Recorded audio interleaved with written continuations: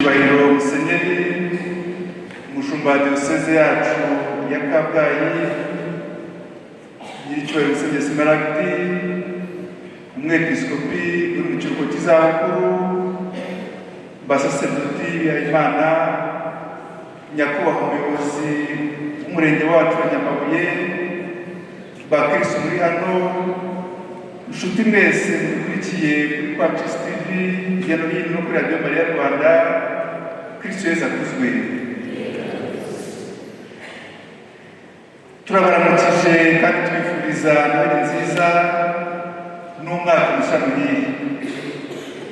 Turabifuriza no kunogerwa n'igitaramo cy'amakorali diyoseze ya Kabgayi yabateguriye mu rwego rwo gushimira Imana yaduhaye ibyiza ikagendana natwe mu rugendo rwa y'uburirane imyaka 25 gucungwa kwacu n'imyaka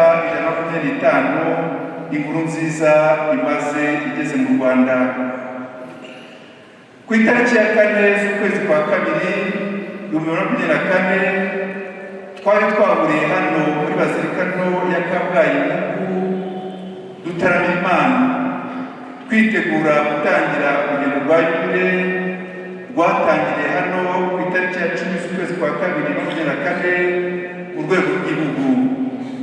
None twongeye guteranira hano ngo dutaramire Imana kwitegura gusoza Yubile mu rwego rwa diyoseze yacu ya Kabgayi.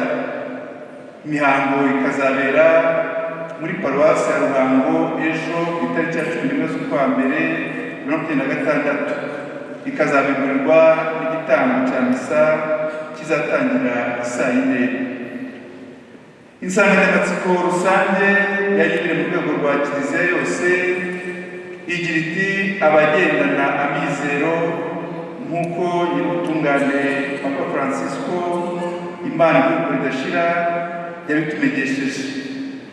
Muri Kiliziya Gatolika y'u Rwanda, insanganyamatsiko y'abepiskopi bayihuje n'umuryango w'Imana ukeneye, maze batugezaho insanganyamatsiko igira iti turangamire Kristo soko y'amizero, ubuvandimwe n'amahoro.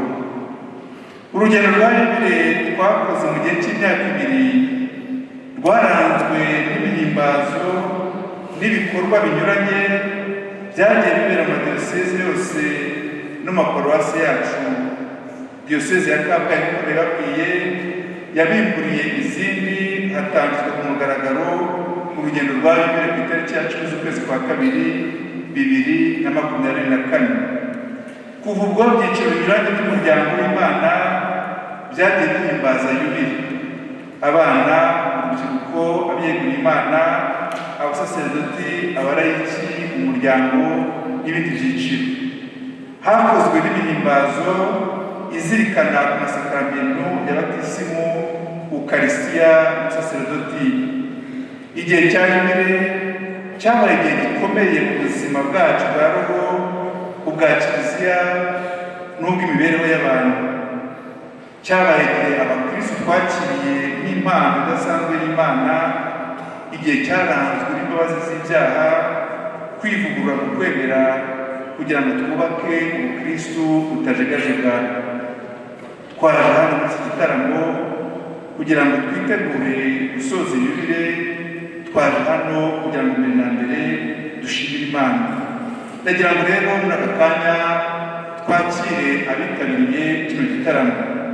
Ndagira ngo mumfashe twakire umwepiskopi wacu wadutumiye kandi akaba yitabiriye na kino gitaramo, mumfashe tumwakire. Ndagira ngo twakire nyiricyubahiro Musenyeri Smaragdi mu kigo cy'izabukuru, mumfashe nawe tumwakire. Kugira ngo twakire nyakubahwa umuyobozi w'umurenge wacu wa Nyamabuye, nawe tumwakire. Ndagira ngo mumfashe twakire abasaserdoti bose bari hano n'abihaye Imana, mufashe tubakire. Ndagira ngo korali yaturutse muri paruwasi ya Gitarama kugira bagiye kudususurutsa bahaguruke tubakire.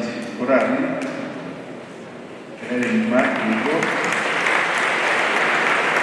ndagira ngo korali yaturutse kuri paruwasi ya Kamonyi nabo bahaguruke tubakire.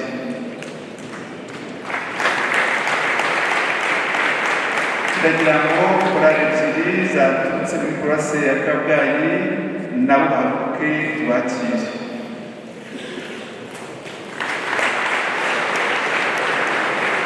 Madusurutse harimo n'abaseminari batoya nabo ndagira ngo bahaguruke tubakire.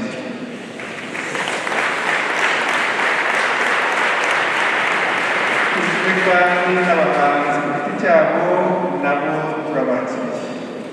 Ntabwo mbabona nabo turabakira. Turabakiriye rero mwese bitabiriye kino gitaramo, abaseminari bakuru, ariko abakristo n'inshuti n'abavandimwe baturutse hirya no hino, nabo mufashe nabo tubakiriye. Hano abadukurikiye rero hirya no hino Patris TV no kuri Radio Mariya Rwanda, ndagira ngo rwose mumfashe tuzakora akaboko tubaramutse baratureba.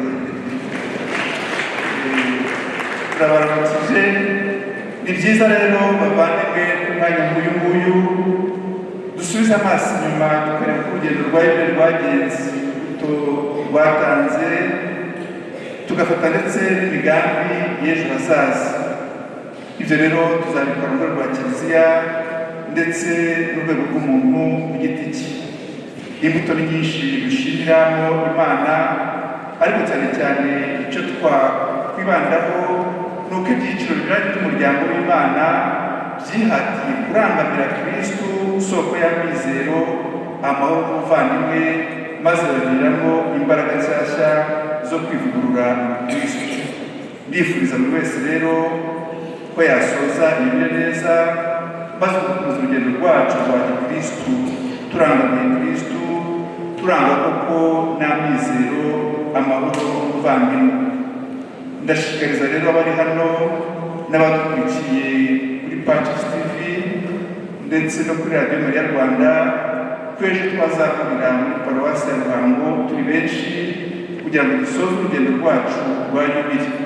Kuko nabivuze misa izatangira saa 4. Mwese rero muri hano namwe badukurikiye munogerwe n'iki gitaramo umusozi ya Kabgayi yateguriye, kandi Imana ibahugisha murakoze.